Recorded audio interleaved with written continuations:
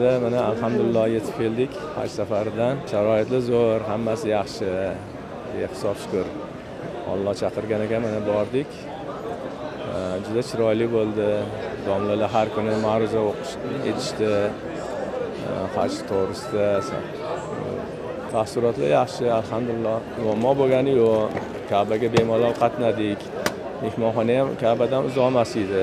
Oziq-ovqatdan muammo bo'lgani yo'q. Sifatli ovqatlar, juda o'zlarining oshpazlar borgan bo'lish kerak. Oshlar ish qilib ovqatdan hech ham muammo bo'lgani yo'q. Tibbiyot xodimlari alohida bir poliklinika ochishdi. O'sha yerda kim murojaat qilsa, hammaligiga yordam berishdi.